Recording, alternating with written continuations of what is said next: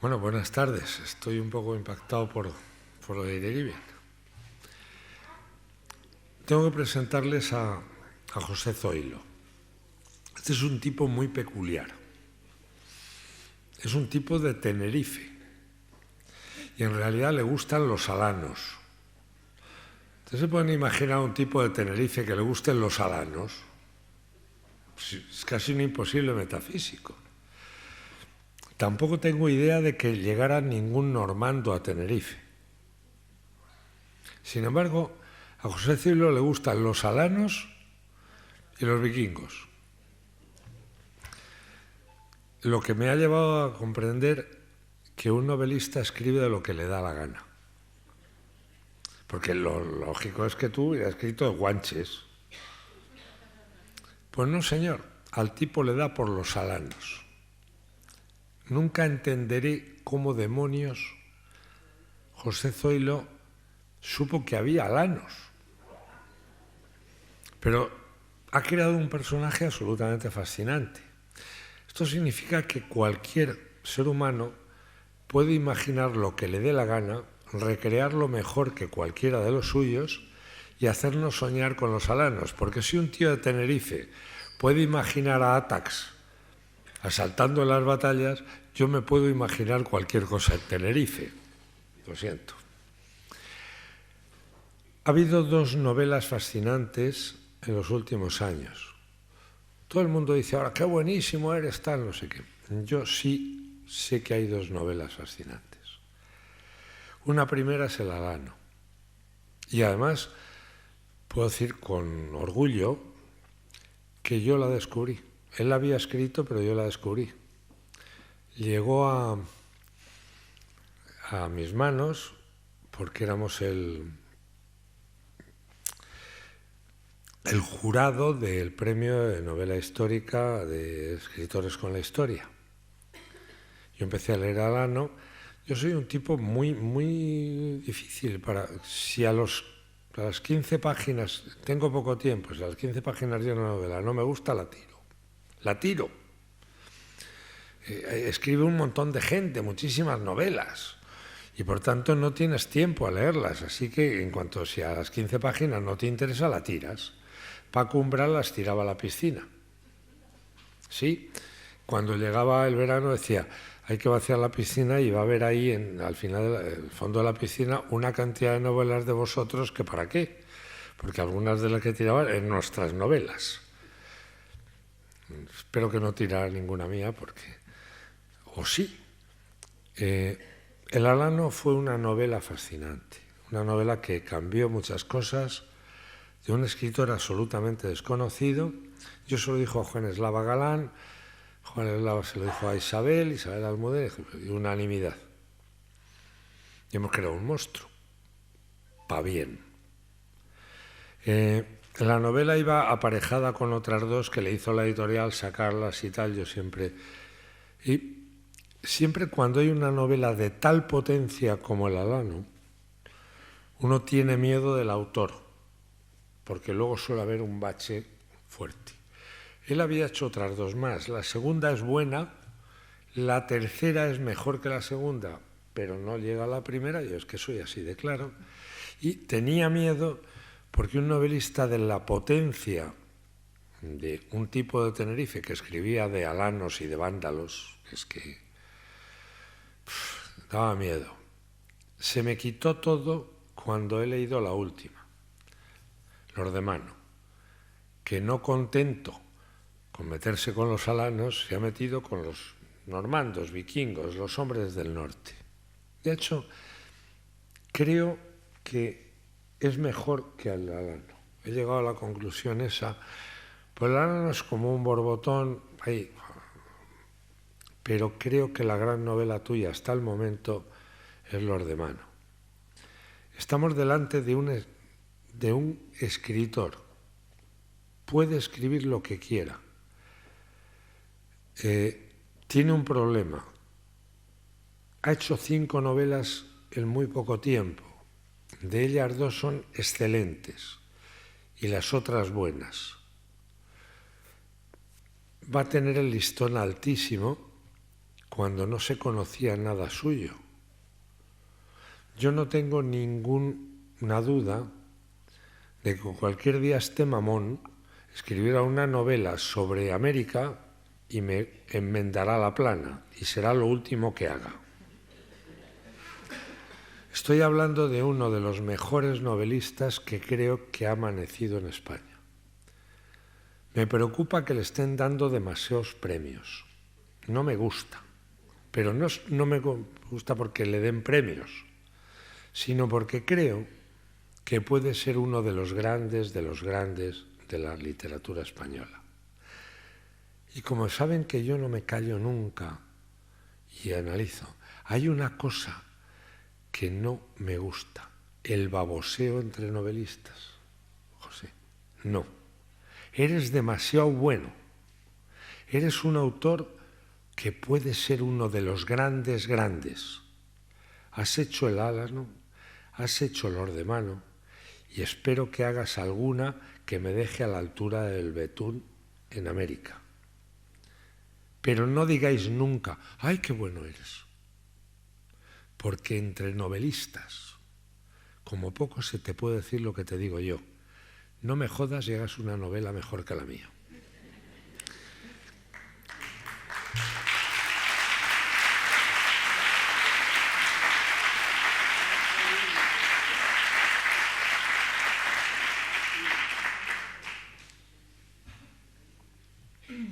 Bueno, después de esto, la verdad que me faltan las palabras, la verdad, porque para mí Chani siempre ha sido un... Te he echado una bronca. O sea, tú sabes perfectamente que esta no es la presentación que se hace. Y lo que os digo es que hagáis presentaciones así. Que ya vale, qué bueno eres. No. ¿Por qué? Y yo te digo por qué creo que eres un grandísimo novelista. Porque has hecho 2 novelas magistrales y te queda mucho por hacer y que los mamoneos no valen. Porque estamos hablando de escritores delante de público. Y aquí, entre los escritores, tenemos que decir la verdad. ¿Entiendes? Se dice muy poca verdad. Digámosla nosotros. No podemos estar diciendo que todas las novelas son buenas. No. Las tuyas, te he dicho, de las 5 hay 2 muy buenas. Todas son buenas, pero hay 2 muy buenas. Y eso te he querido decir que las otras 2, tal. ¿Por qué? Porque eres un genio de la literatura y te tengo que decir lo bueno porque yo a lo mejor te tengo envidia. Que eso es la clave. Y a lo mejor tú a mí, y esa también es una clave. Pero que quiero decir que tenemos que dejarnos de hacer el políticamente correcto también en la literatura. ¿Me estáis entendiendo todos? ¿A que sí? Pues seamos y digamos por lo menos en algún momento la verdad. Porque si no, todo será políticamente correcto. Y les juro que no todo es bueno, ni todas. Y hay que decir, porque si no, cuando sale algo que es bueno,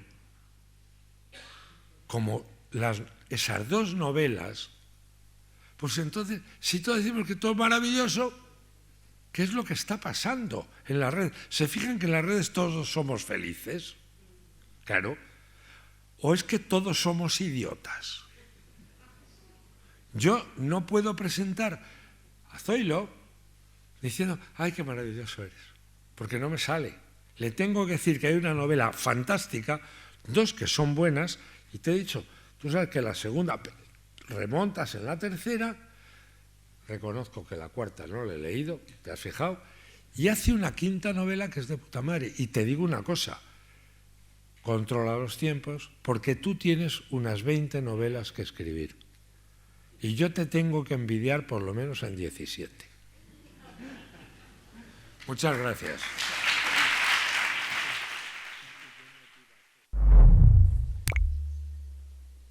A ver, ¿funciona ahora? Sí, ahora sí.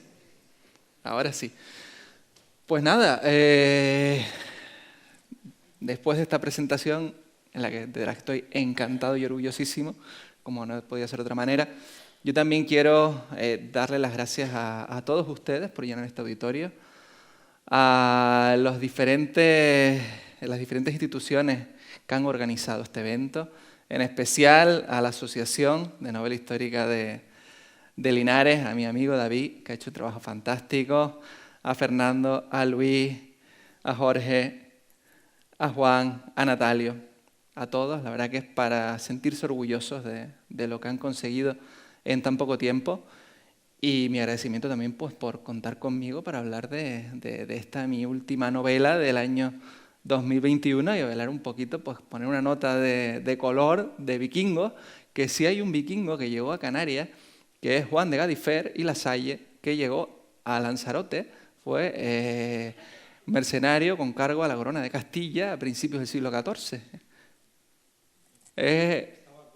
Es curioso ese personaje, no sé si para una novela, porque yo siempre digo que después de que se descubre la pólvora, a mí lo que es novelar ya no me llama tanto la atención. No sé entonces si pasaré a América o no. Yo creo que no, yo creo que de momento la Alta Edad Media para mí tiene una potencia que la verdad que me fascina, ¿no? Y yo realmente empecé a escribir realmente por una necesidad, porque era algo que me gustaba tanto esa historia, que de repente, pues bueno, me di cuenta de que aparte de los hechos históricos tú podías fantasear y podías tratar de resolver algún misterio desde el punto de vista siempre de la ficción, ¿no? Y hoy estoy aquí pues, para hablar de uno de los misterios que me llamó la atención. A ver si lo puedo pasar desde aquí. Que de primeras no tiene mucho misterio, porque ahí tenemos la portada y todo el mundo me decía, escribiste una novela sobre vikingos, ¿no? Siempre me decían, tú siempre escribes de España,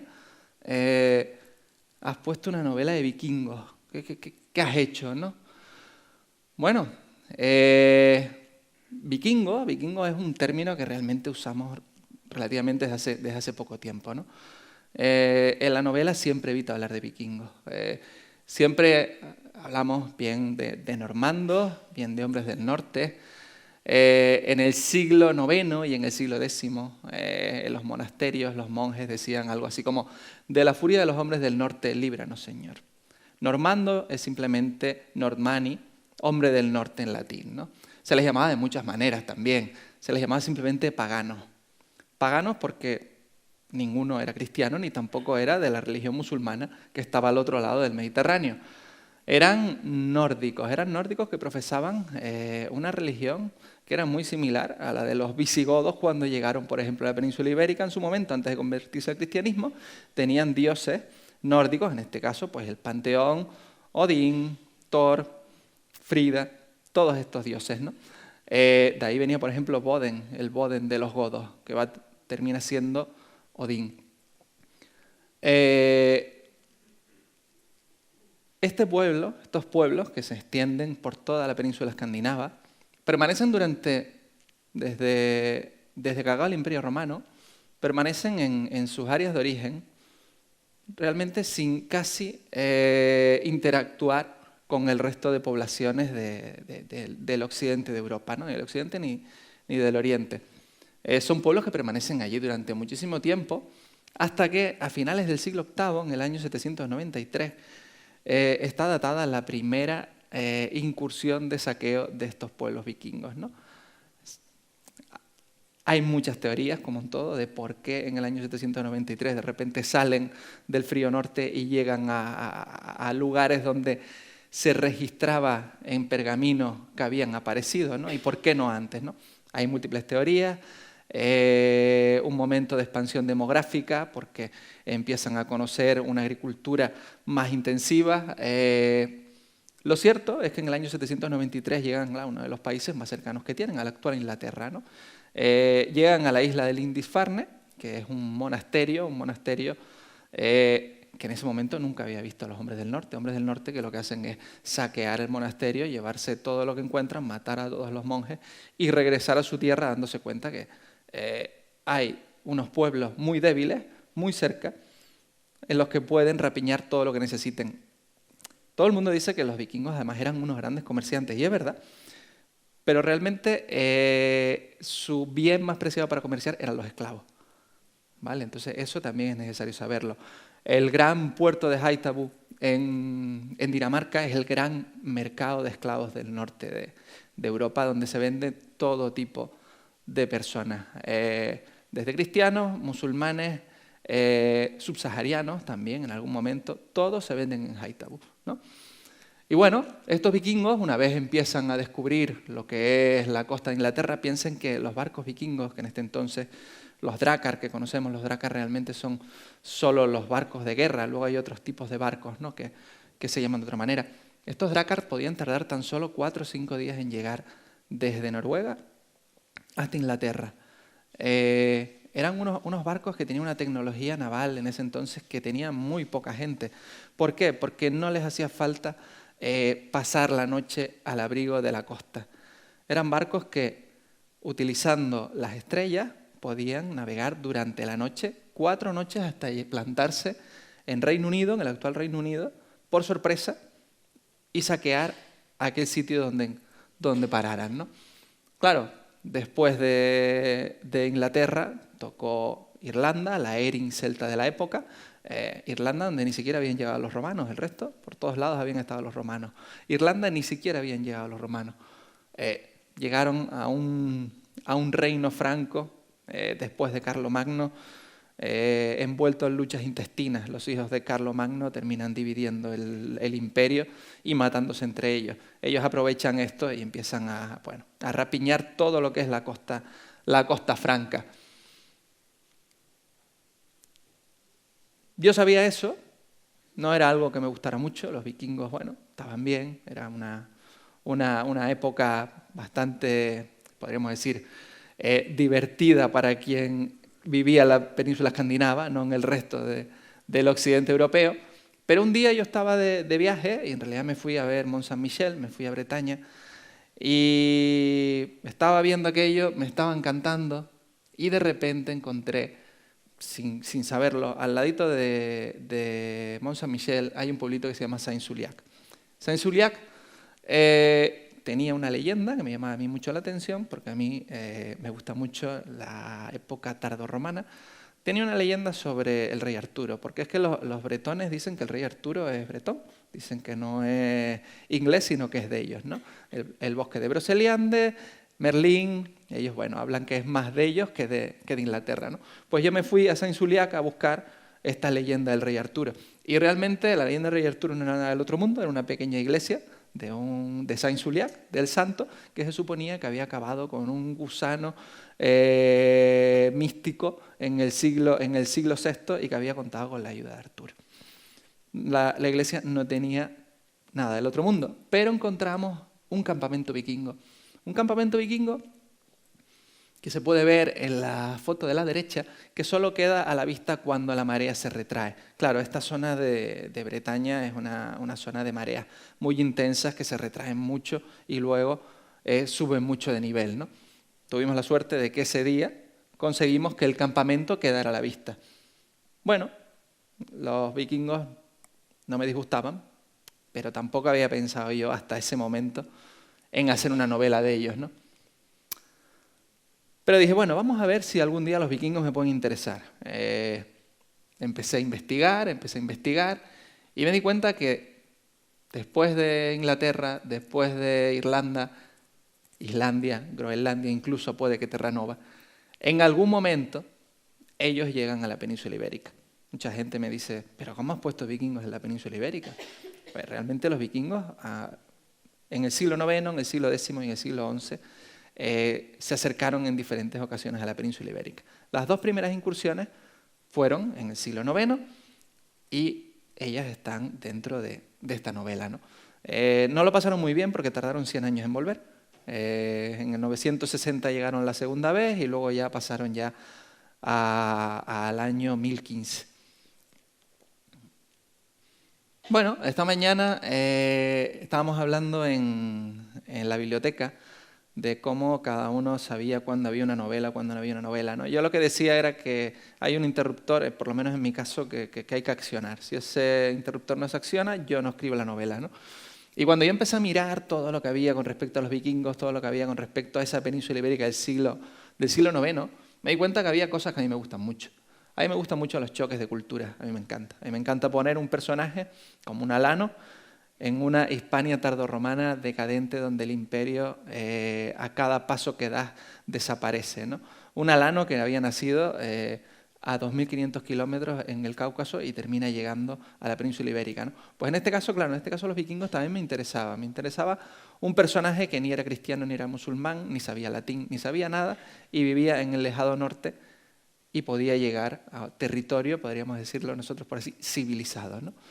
Es una época poco tratada, que es algo que yo siempre trato de buscar. Con hechos históricos atractivos. Yo siempre lo digo, al final te pones a bucear en la historia y encuentras algunos hechos que son tan interesantes que mucha gente al final piensa que son ficción y al final son realidad, ¿no? Hay que encontrar, y siempre hay que encontrar ese hecho que te dé pie a hacer la novela, ¿no? Una novela donde hay conflictos de todo tipo. Hay conflictos porque, bueno, si estamos hablando de vikingos, estamos hablando de cristianos, estamos hablando de musulmanes, ahí hay conflictos bélicos, hay conflictos religiosos, hay conflictos sociales, tenemos todos los conflictos que se nos puedan imaginar y más. Los conflictos en una novela son un bien preciadísimo, porque la novela al final avanza a base de conflictos. Batallas, a mí me encanta narrar las batallas, y esta no es una excepción. Y luego, que no se ve bien porque está demasiado iluminado, aquí había una bombilla. Y la bombilla es el momento en el que tú te das cuenta que tienes una novela, ¿no? En el momento que yo me di cuenta que tiene una novela aquí, es un hecho aislado que aparece en el año 858, donde de repente hay unos vikingos, que luego cuento un poquito, que de repente aparecen, nadie sabe dónde están y de repente aparecen en Pamplona y raptan a un rey. Algo que generalmente no se trata nunca, ¿no? Eso fue lo que me hizo investigar y decir, aquí hay algo donde yo puedo realmente sacar una novela. No hablar de historia, sino sacar una novela, ¿no? Y es la novela de Rolf Ragnarsson. Rolf Ragnarsson es el hijo de un jarl, el jarl, que es como un conde, Ragnar Mandíbula de Oso. Ragnar Mandíbula de Oso, como otros grandes señores de Noruega, en el segundo cuarto del siglo IX empiezan a colonizar, como le llaman ellos, la costa este de Irlanda. Ellos empiezan a establecer diferentes longfort, que lo llaman ellos, que son puertos simplemente de abastecimiento, donde ellos pueden ir, pues a medida que van bajando desde su Noruega natal, ir parando en lugares amigos, ¿no?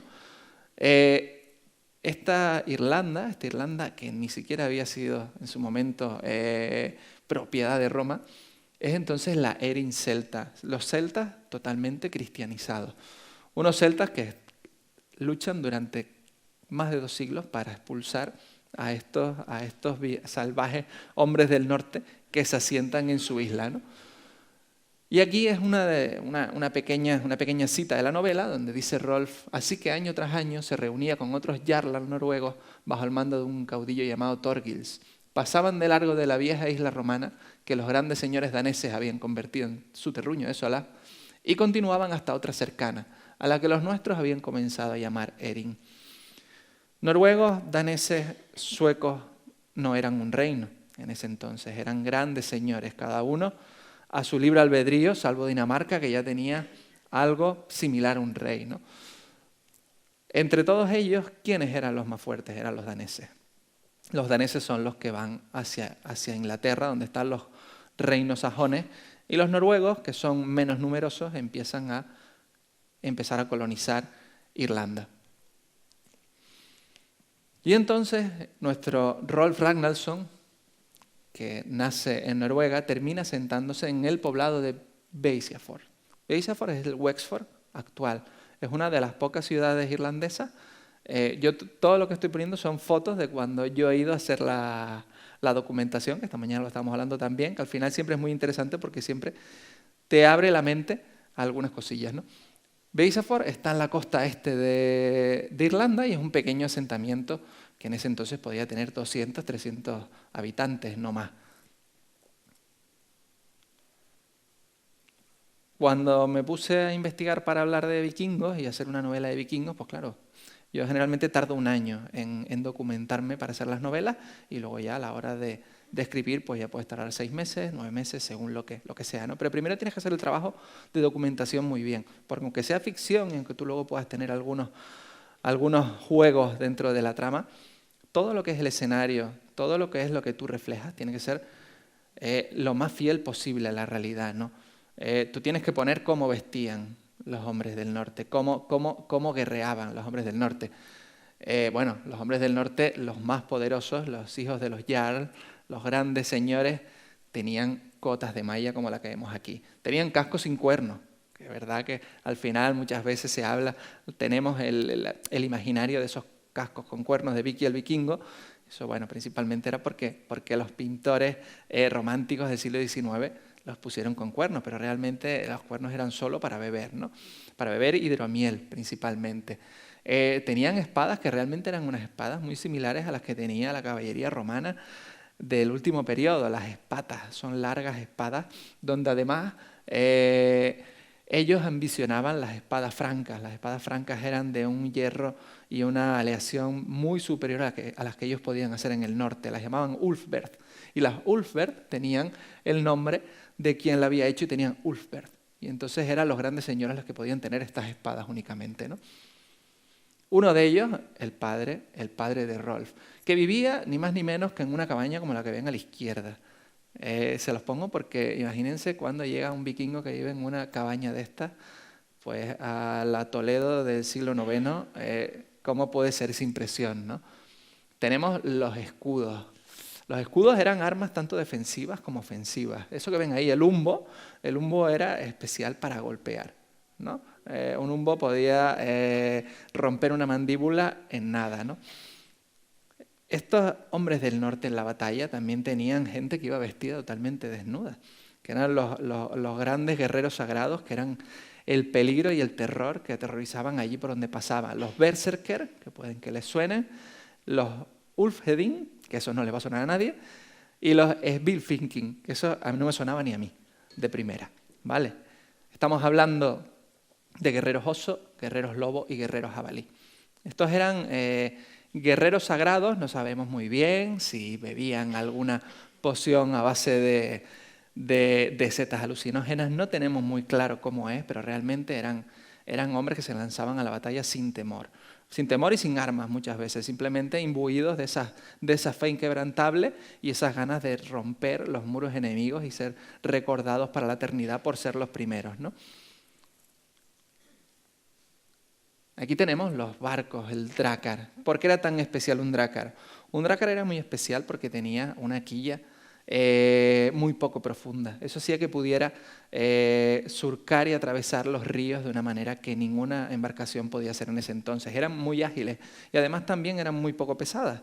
Entonces los vikingos hacían algo muy curioso, que era que podían levantar los barcos, llevárselos a otro río y continuar, ¿no? Eran terriblemente prácticos en ese lado. Y luego, bueno, esto que tienen aquí es en Dinamarca, es una fortificación vikinga. Las fortificaciones vikingas eran muy rudimentarias, como sus casas, ¿no? Eran muros de piedra, más bien de tierra y madera, circulares, y bueno, ahí en Dinamarca, ahí en Irlanda, en todas las zonas donde los vikingos se asentaron, hay estas pequeñas fortalezas. También había que saber, claro, cómo vivían, qué comían, cómo era la vida en un pueblo para los hombres, para los esclavos, para los thrall, para las mujeres también, que era muy interesante ver, ¿no? Cómo vestían las mujeres vikingas, las casadas vestían con unas correas donde llevaban las llaves de sus cofres. Y según el número de llaves que tuviera, al final reflejaba el poder y la riqueza que tenía esta señora, ¿no? Eso es importante a la hora de narrar una novela, ¿no? Y entonces tenemos a Rolf, que llega a Irlanda y como buen vikingo tiene esa sangre aventurera, ¿no? Los vikingos son un pueblo eminentemente aventurero. Por eso llegan a Islandia, llegan a Groenlandia, llegan incluso a Terranova, ¿no? Son pueblos donde lo que ellos quieren muchas veces es que los escaldos, como se llamaban su especie de poetas, en las noches frías del norte relate sus hazañas y sus grandes descubrimientos, ¿no?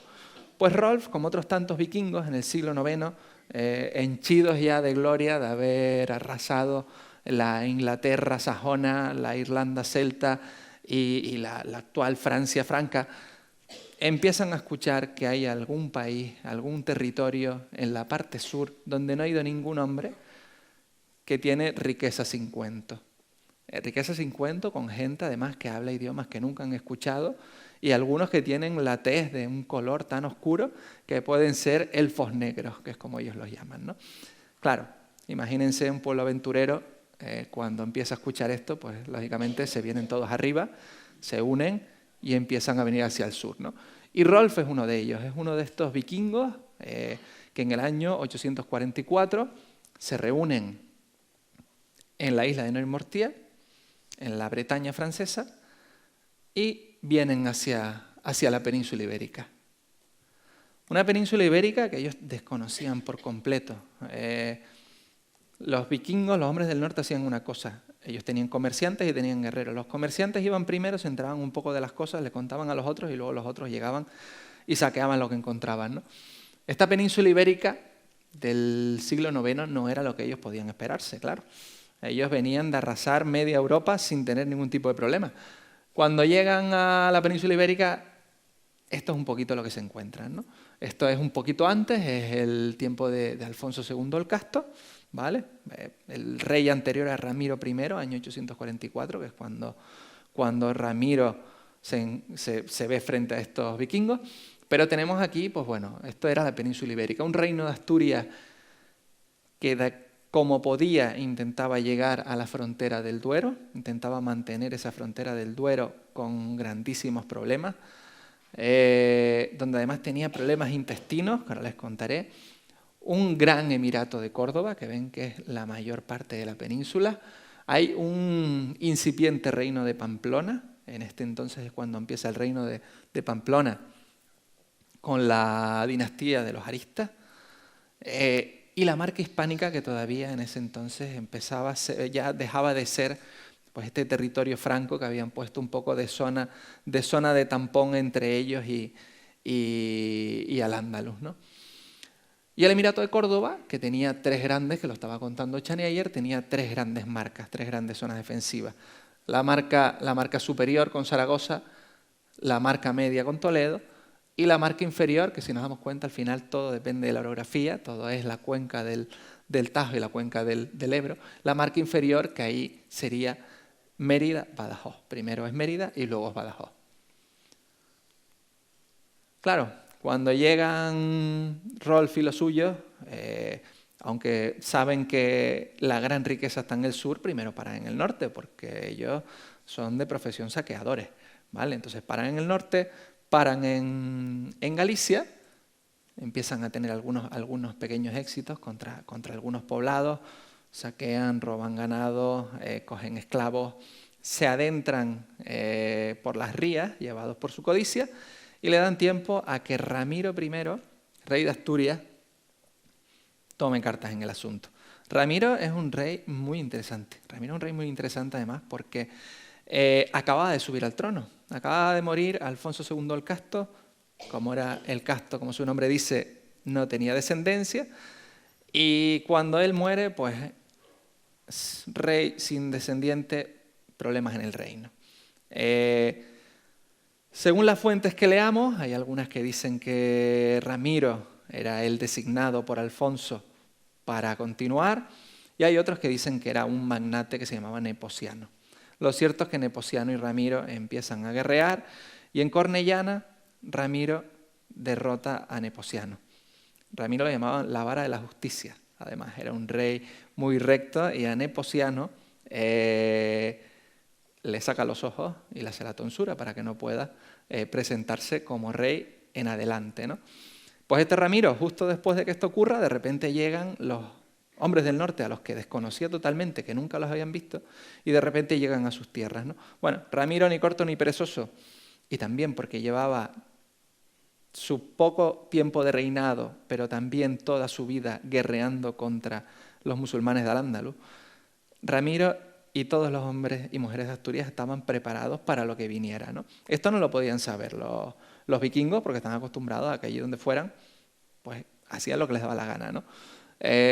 Ramiro consigue reunir a sus condes, se planta en Chantada, donde los hermanos Erice logran ahí retener a los vikingos y le infringen una derrota terrible. Una derrota terrible. Se habla de que esta gran flota vikinga tenía alrededor de unos 70 navíos. Cada navío podía tener entre 40 y 50 hombres. Estamos hablando pues casi de unos 3.000 hombres más o menos.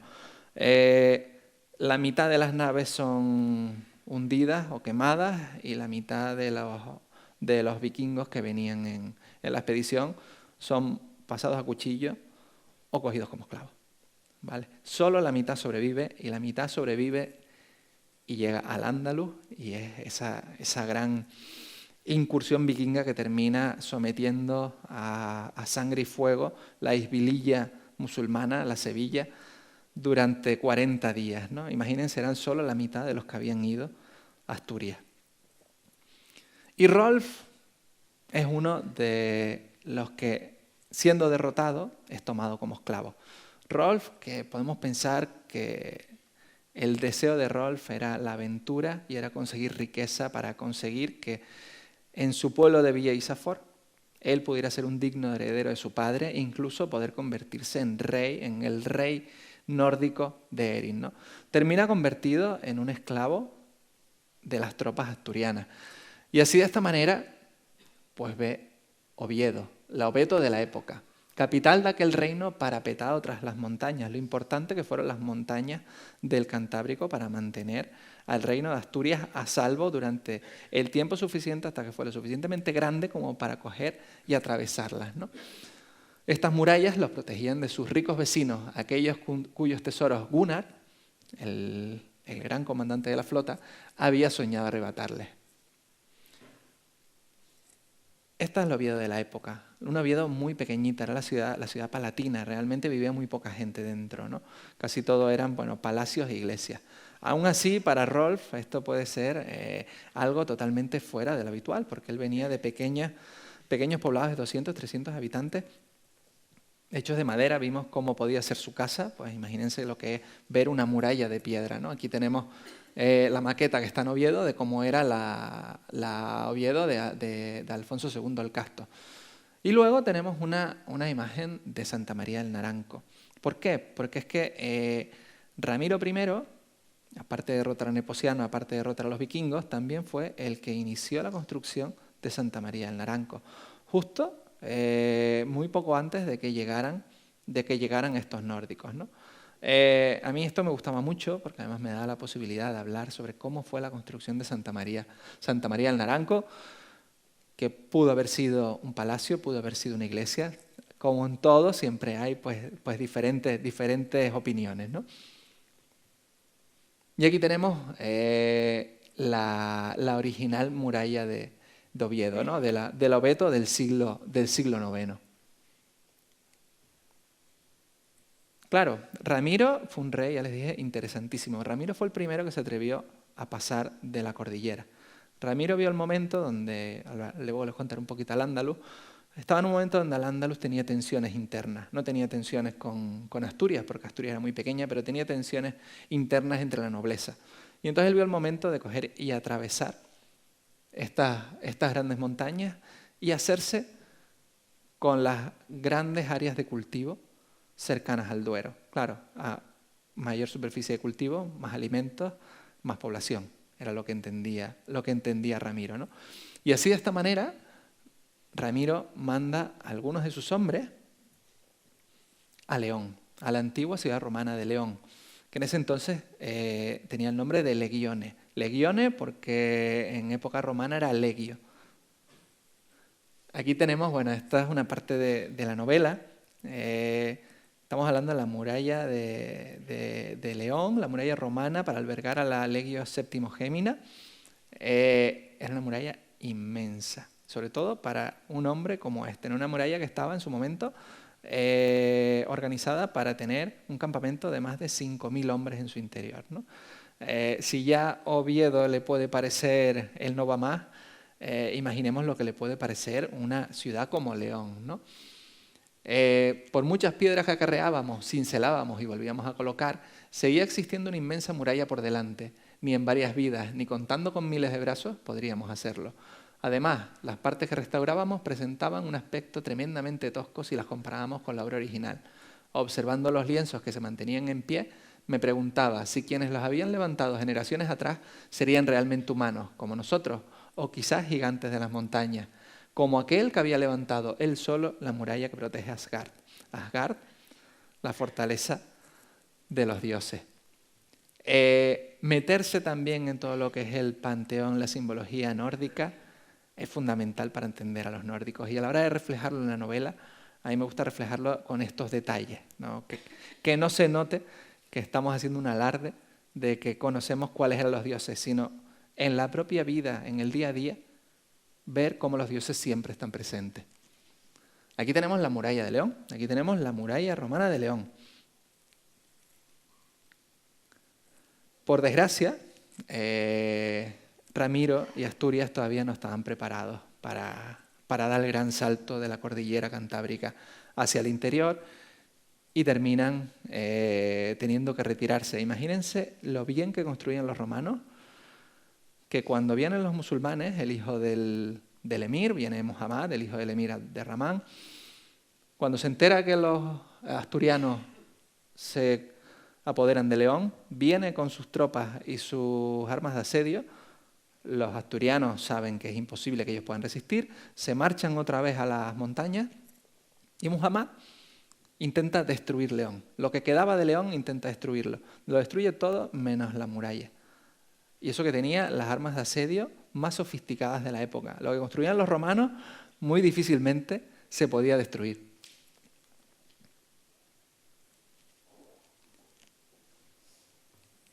Y Rolf, que es un esclavo, va a ver muchas de las cosas que pasan en esta península ibérica. Ve Oviedo, ve León, también llega a ver parte del sur. Y aquí va a ver Toledo. Toledo, que era como le llamaban los asturianos en ese entonces, o Tula y Tula, que era como le llamaban los musulmanes en ese entonces, ¿no? Una ciudad, imagínense, de 50.000 almas, creo que por aquí lo poníamos. 40.000 personas. En nuestro poblado en Erin superábamos por poco los 3 centenares, al igual que en el poblado de mi tío Knut en Noruega. Musulmanes, cristianos, judíos. Una inmensa muchedumbre que vivía en elegantes casas de piedra, rodeados de lujos, de talleres donde se elaboraban los más delicados abalorios, de frescos jardines donde crecían árboles exóticos de aroma embriagador, de mezquitas, de iglesias y de sinagogas donde cada comunidad asistía a sus misterios. Y una cosa curiosa. Yo siempre digo que cuando suevos, vándalos y alanos son una frase, David decía que la guerra de África es una frase de los libros, suevos, vándalos y alanos es una frase también muy pequeñita, y toda la época del Andalus también muchas veces, si no es una frase, es un párrafo. No llegamos a entender la dificultad y lo complicado que fue tanto el Emirato, sobre todo, como luego el Califato. La ciudad de Toledo, el opulento sur, Tula y Tula, en ese entonces estaba en guerra contra el emir. Estaba en guerra contra el emir y en ese entonces, en el siglo IX, había cristianos, había musulmanes y había judíos en Toledo. Había una inquina muy grande del pueblo toledano con Córdoba durante generaciones. Había una leyenda, que nunca sabremos si es leyenda o es realidad, que es la Jornada del Foso. 50 años antes de la novela, estas rencillas que había siempre entre Toledo y Córdoba terminan en que el emir envía un nuevo cadí a Toledo y hace un gran recibimiento. Este gran recibimiento hace que todos los invitados, que son los representantes de cada gran familia de Toledo, pase por un lado del palacio, pero que pasen de uno en uno. Realmente lo que ocurre, si es que es verdad la leyenda, es que cada uno de los principales de cada una de las familias atraviesa una puerta, le cortan la cabeza. En ese entonces la gente del Andaluz cortaba mucho las cabezas y le gustaba mucho también hacer pilas con las cabezas, ¿no? En este caso le cortaban la cabeza y habían preparado una pendiente y iban rodando las cabezas hasta que iban llenando el foso. Y esa fue la Jornada del Foso. No sabremos si es verdad, si es una leyenda, pero lo cierto es que Toledo durante muchísimas generaciones siempre fue enemiga de Córdoba, hasta llegar al caso que a mediados del siglo IX pide ayuda al rey de Asturias para que los ayude a derrotar al emir cordobés. No siempre tenemos claro cómo funcionaban estos temas políticos. Claro, y aquí estaba Curtuba, la Córdoba de la época, ¿no? Una Curtuba que realmente, habíamos dicho que tenía 3 marcas, y luego 3 marcas defensivas y luego la capital. Dentro de estas 3 marcas defensivas, las tensiones entre ellas y Córdoba eran enormes, sobre todo con un personaje fascinante. Un personaje fascinante que es Musa ibn Musa, un muladí, realmente un hispano romano, un godo que en su momento se convierte en Islam, que además es descendiente del conde Casio, que es un conde godo que en el momento de la conquista musulmana se convierte en Islam y consigue mantener todas sus prerrogativas y posesiones. Y esta familia, los Banu Qasi, como los llaman, los hijos de Casio, del conde Casio, consiguen hacerse durante décadas, durante generaciones, los hombres fuertes del norte. Hombres fuertes del norte que terminan enfrentándose al emir en muchas ocasiones. Incluso son familia de los reyes de Pamplona. Es curioso porque son familia y unos son cristianos y otros son musulmanes y muchas veces se unen ellos dos, bien contra Asturias, bien contra los francos, bien contra el andaluz. Es muy complicada la política del siglo IX en la península. Generalmente solemos simplificarla, pero realmente tiene una cantidad de aristas, una riqueza que no nos lo podemos imaginar. Bueno, y aquí en todo este escenario donde yo fui mirando, encontré todo aquello, como decía, todo aquello que me gustaba para hacer una novela. Yo siempre digo que si todo le fuera bien a un protagonista, la novela duraría 50 páginas, porque en una novela no todo puede ir bien siempre, ¿no? Tenemos que conseguir que haya emoción, tenemos que conseguir que haya anhelos, que muchas veces esos anhelos sean imposibles y que, si se puede, que sean realizables en el último momento, ¿no? Aquí tenemos de todo, tenemos sufrimiento, aventuras, alegría, amistad, traición, superstición, superación, venganza, lealtad, amor. Tenemos todos los sentimientos que podamos imaginar en un personaje que está durante muchos años lejos de su casa y tiene que sobrevivir en un territorio totalmente inhóspito.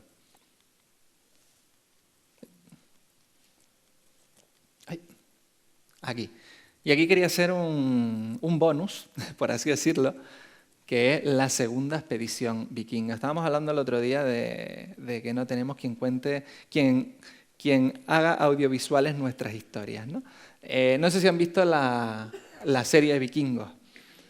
Todo el mundo conoce a Björn Costado de Hierro, que creo que lo llamaban Björn Piel de Hierro en la serie, ¿no? Bueno, me hizo gracia esta imagen de el verdadero Björn Ironside, Costado de Hierro, ¿no?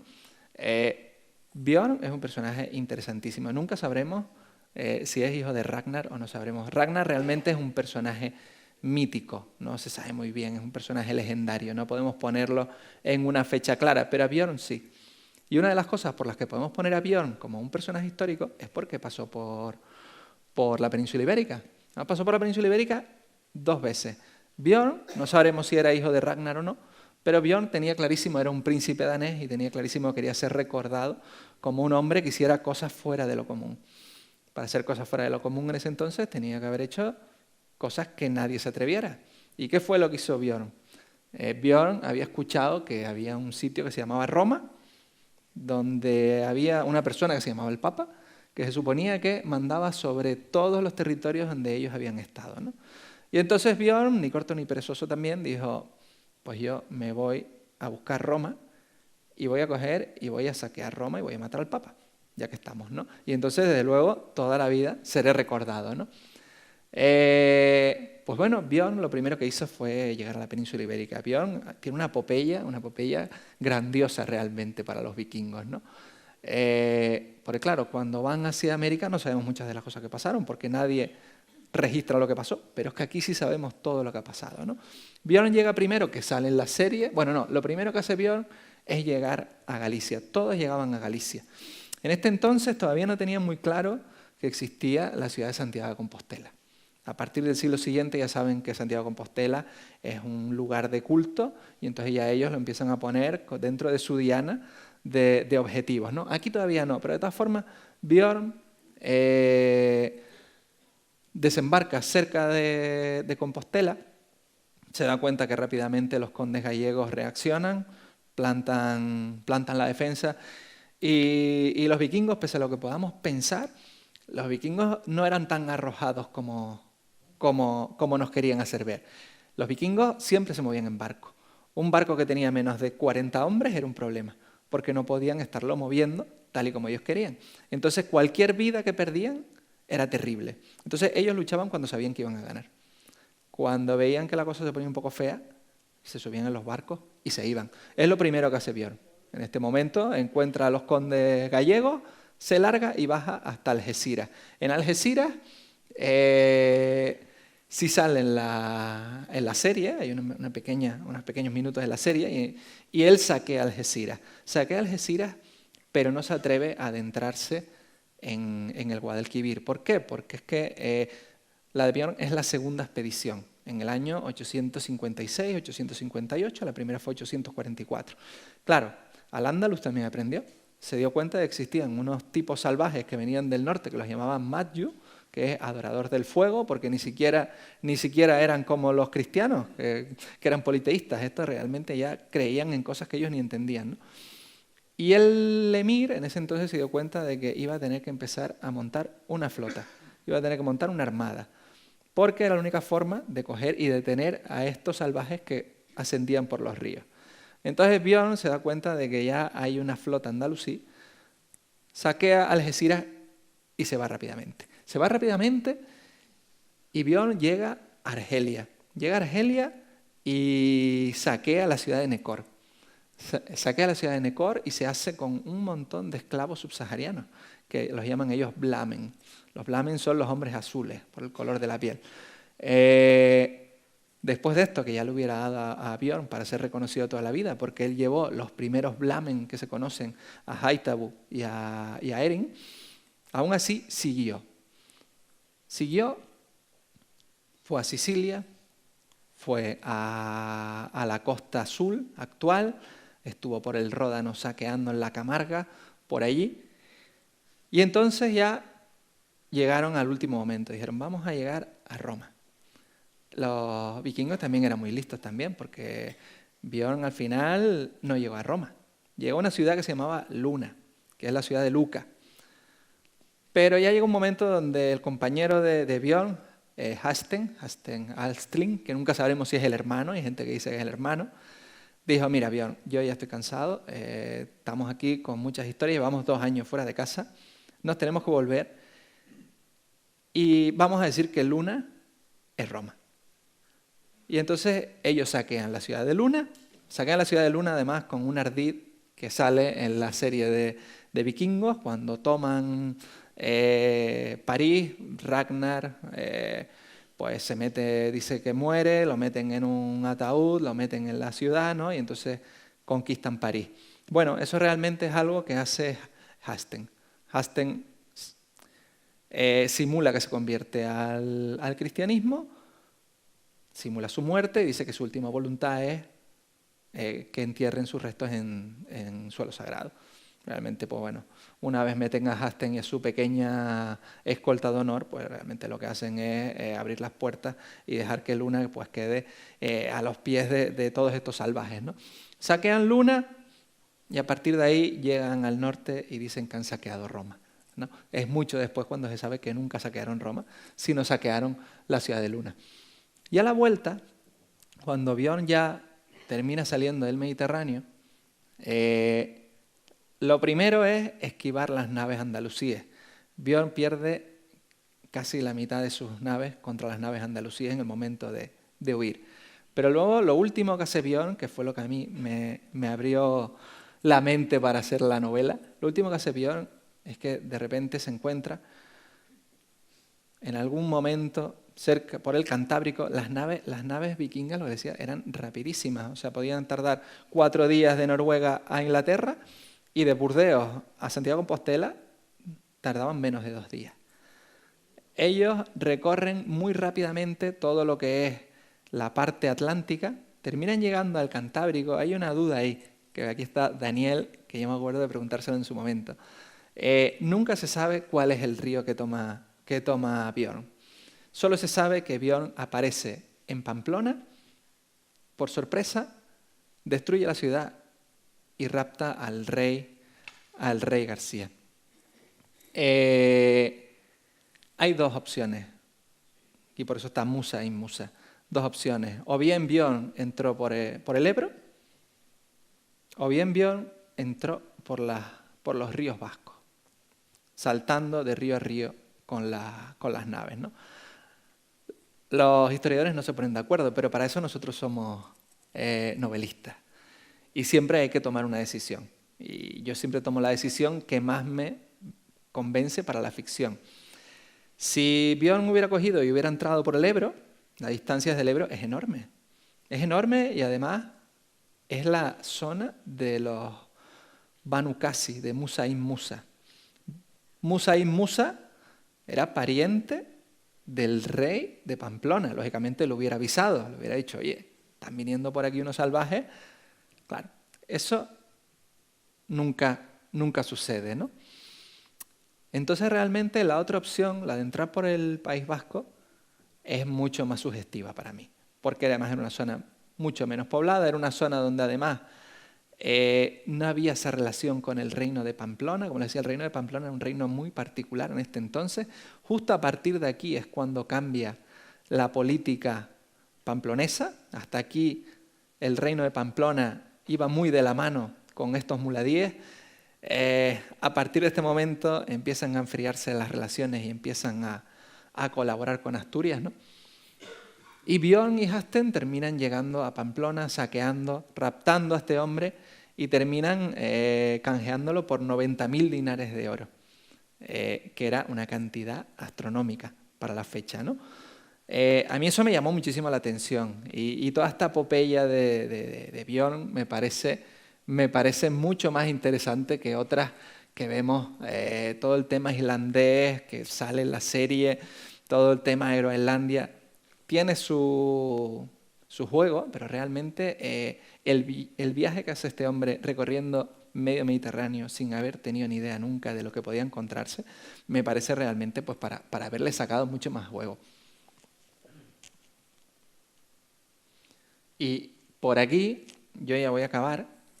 Darle las gracias a todos, enhorabuena por unas jornadas memorables, de verdad. Creo, o sea, no es nada fácil tener la asistencia que hay hoy y ayer, 2 días seguidos encima en 3 semanas. Y espero que haya unas segundas jornadas y unas terceras y unas cuartas y unas quintas y animar a los compañeros de la asociación a que sigan con esto todo lo que puedan. Muchas gracias.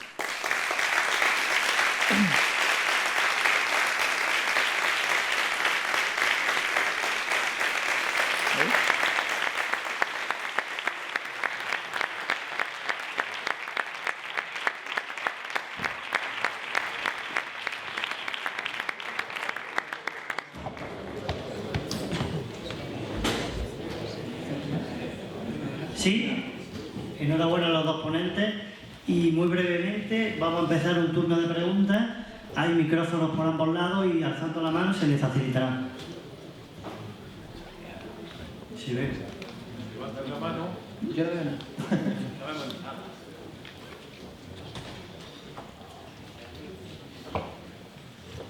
¿No? ¿Verdad? ¿La puedo...? ¿Sí? No. ¿Rafa?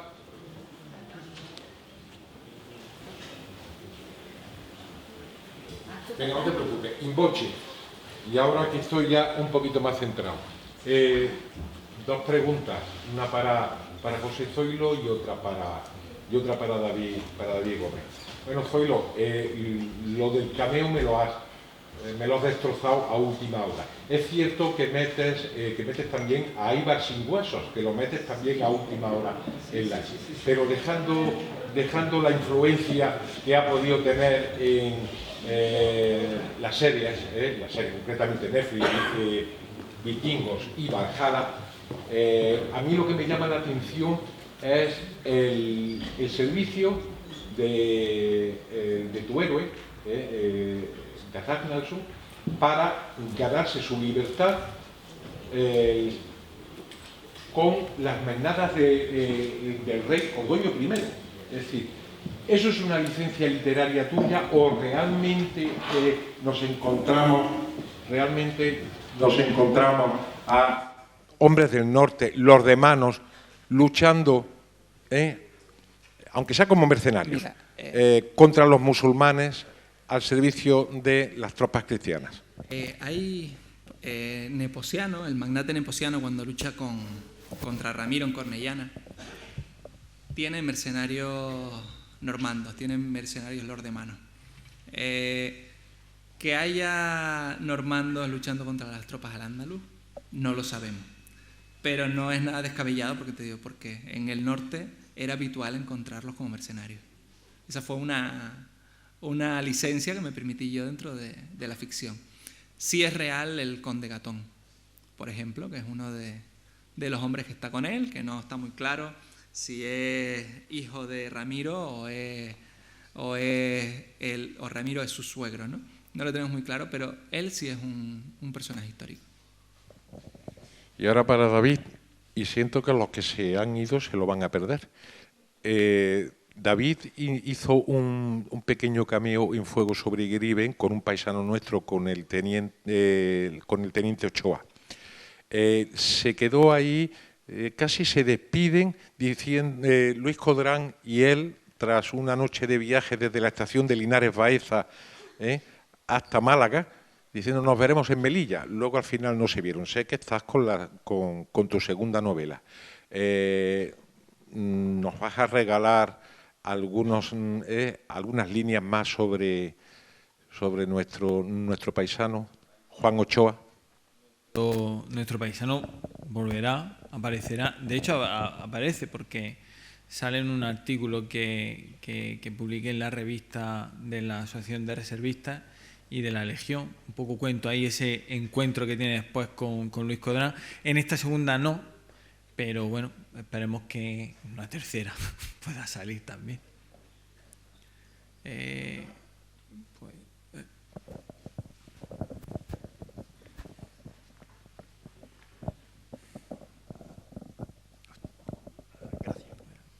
Buenas noches. Esta pregunta es para ti, David. Antes, cuando en tu intervención dijiste que hablaría algo de tu segunda novela. Y quiero, porque tu novela acaba el 21 de julio, pero queda a las puertas de una de las hazañas más gloriosas del ejército español en la historia de Plas de Lezo. La idea que tuve era de contar a mi hijo aquella aventura, ¿no? Aquella guerra de Marruecos, no solamente Iguerimen es la primera pieza, pero después vino Monterruy y la carga de Alcántara. Entonces, bueno, mi continuación es eso, es Alcántara y Monterruy. Y bueno, a ver si consigo terminar unas pequeñas páginas que me quedan y a ver si ve la luz. Gracias. A ti. Les recuerdo, mañana viene Emilio Lara. Entregamos nuestro nombramiento legatus y tendremos una mesa redonda. No nos abandonen, que nos queda ya la última jornada con nuestro paisano Emilio Lara, que es un magnífico orador y mejor persona todavía. Muchas gracias por venir hoy aquí con nosotros y les espero mañana. Gracias.